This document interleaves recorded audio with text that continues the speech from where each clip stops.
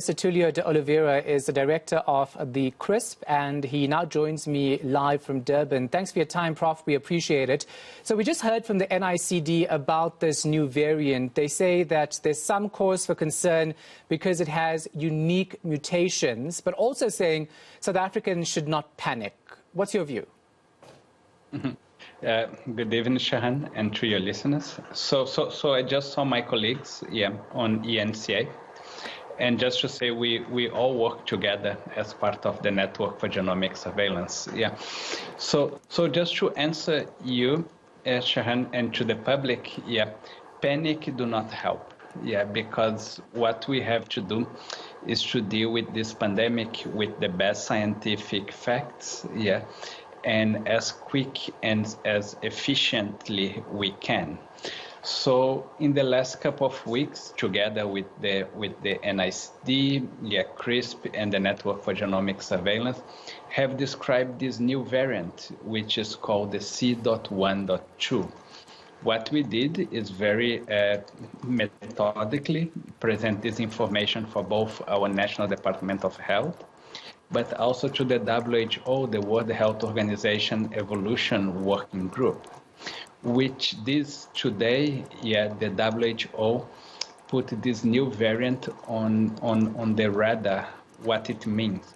It means that before it become like a variant of concern that not only South Africa, the world has to worry, it would first have to become a variant of interest and then after variant of concern. At the moment, we are alerted, and we are following very close this new development, but we are not in panic or concern. But we thought that's important information to build up on the very high level scientific and transparency that South Africa have done with this pandemic. Yeah. So I guess the key question for many South Africans, which the NICD says is not known just yet, but they do expect the current vaccines to actually be effective in preventing serious illness as well as death. Can you really be safe to say that now, given that we don't have much information on that regard? Okay, thank you, Shaheen. So what do we know? We know the exactly mutational profile of the C.1.2, which is not too much different from the beta variant.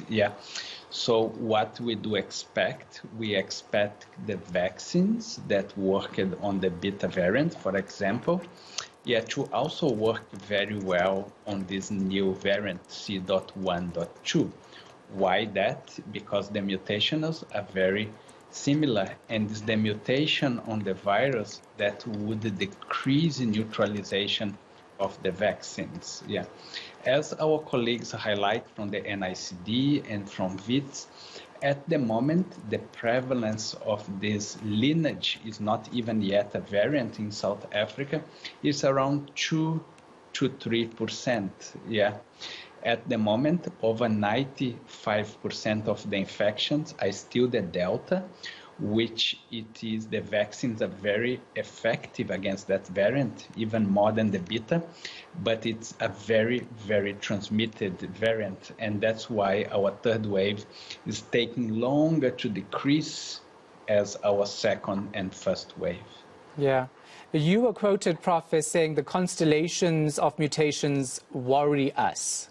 So how worried should we be? How fast is this virus mutating, and are we prepared? Okay, so the constellation of mutations do worry us, and that's why we found that very important to highlight that very early. Why that? Because then we can allow not only our group of scientists in South Africa, the Network for Genomic Surveillance, which include the NICD and our group, but also we can work together with international groups of scientists, as we did with the Beta variant. We would be much more worried if the prevalence of this lineage, the C.1.2, start increasing very fast. And that's why it's so important to increase the genomic surveillance and keep a close eye on the number of infections in South Africa. And then also quite important in this Business Day article, quoting you, you say that the fast rate of the evolution also points to the role of unvaccinated people in the development of such a variant. Just expand on that for us. Okay, so that's a very important point.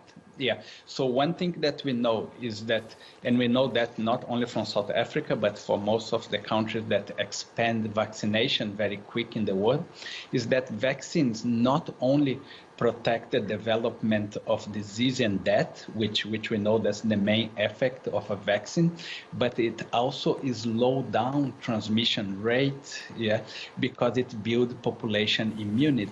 And if we slow down transmission rate and avoid people to die and get very sick people transmit more virus than non-sick person, then you avoid the appearance of variants. So more than ever for South Africa and for other African countries with potentially the same happen, but unfortunately they don't have this very advanced genomic surveillance system, it would be very important to us to go back to normal life. And I believe all of us, including us scientists, we are quite exhausted during this pandemic, would be really important that we take very serious the increase of vaccination, not only to save lives, to also generate our economy that needs revitalization, but also to avoid the appearance of variants that made through us at the beginning of that race. Yeah. Has this variant at all, I know it's a very small percentage, has it contributed at all to us as not seeing huge declines in infections in South Africa? Not at the moment, Sharon. Yeah, so at the moment, with the not very huge decline of infections in South Africa is more associated with the Delta variant, with very highly transmissible, but also the natural process of populations.